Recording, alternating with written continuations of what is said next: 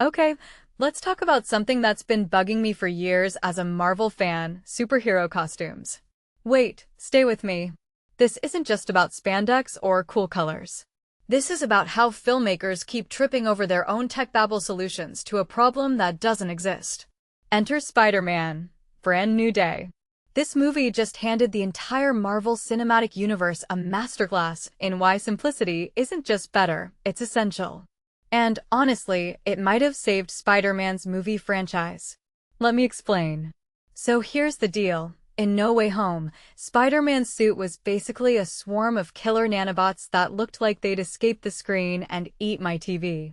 The mask whooshed on and off like a malfunctioning Tesla door. And sure, it looked flashy, but it also made Peter Parker feel less like a kid who struggles to pay rent and more like Tony Stark's cyborg sidekick. Which, no. Spider-Man isn't supposed to be that guy. He's the kid who stitches his own costume in his aunt's basement. But Marvel kept doubling down on this idea that superhero suits need to be smart or programmable or whatever buzzword they stole from a Silicon Valley TED Talk. The result? Characters became walking tech demos. Remember Ant-Man and the Wasp, Quantumania? That fight scene where 3 characters' masks zipped on and off 17 times in 90 seconds? What was the point? Were they auditioning for a Cirque du Soleil show? What makes Brand New Day's approach so refreshing isn't just that Peter's suit is cloth now, it's that it feels real. He has to physically take his mask off. It's not some CGI gag that happens because the screenwriters got bored of showing him struggle. This tiny change immediately grounds him in the real world. Think about it. If your mask requires a button press or a nano command, you're not a struggling hero. You're a corporate drone with a fancy gadget. But if you have to pull it off like a sweaty hoodie after gym class, suddenly you're relatable. Suddenly you're Peter Parker. And that's the whole point of Spider-Man. He's not supposed to have it all figured out. His suit shouldn't be flawless. It should rip, sweat, and smell like old pizza boxes. That's the humanity of the character. Marvel forgot that for a while. But here's what's wild. Sony didn't just fix the costume. They accidentally highlighted a bigger problem in the MCU. Let's unpack this. The disappearing masks? They were never about practicality. Yeah, the actors want to show their faces, but this trend exposed a lazy writing crutch. Superheroes stopped being people and became UI interfaces. How many times did we see Iron Man's suit snap on like it was summoned by an Apple Watch? It's not storytelling, it's a visual shortcut. And shortcuts like that erode character. When Peter takes his mask off manually in Brand New Day, it's not just a costume change, it's a moment. You see the sweat on his brow, the exhaustion in his fingers. That's the difference between a character wearing a suit and a character living in one. Now, some might argue, but the suit still has AI and tech. True. The movie doesn't go full 90s cartoon with a homemade web shooter and a trash bag costume.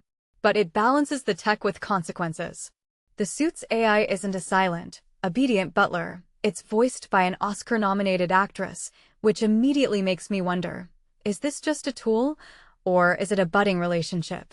A new source of conflict? Contrast that with Tony Stark's suits, which were basically emotionless extensions of himself. Brand New Day's tech feels like a step toward something more organic. Like Peter's actually growing into his role, not just upgrading like a smartphone. That's the key. The suit should reflect the man, not the other way around. And let's not gloss over the bigger implication here. By rejecting the nanobot madness, Sony created a Spider-Man movie that feels like it matters. It's not just another Marvel movie, it's a reaction to everything that's been wrong with superhero storytelling lately. It's a reminder that these characters thrive when they're messy, when they're vulnerable, when their costumes don't zip themselves. Because the second Peter Parker becomes a tech bro, he stops being Spider-Man. He becomes a mascot for Tony Stark's legacy, and that's not the story we signed up for. We want the kid who messes up, who burns his eggs while trying to balance hero work and homework. And guess what? A cloth suit with a frayed hem tells that story better than a $1 trillion CGI swarm ever could. So here's my hot take. Brand New Day didn't just fix Spider-Man's costume, it fixed a broken philosophy. It proved that superhero movies don't need to overcomplicate things to feel modern.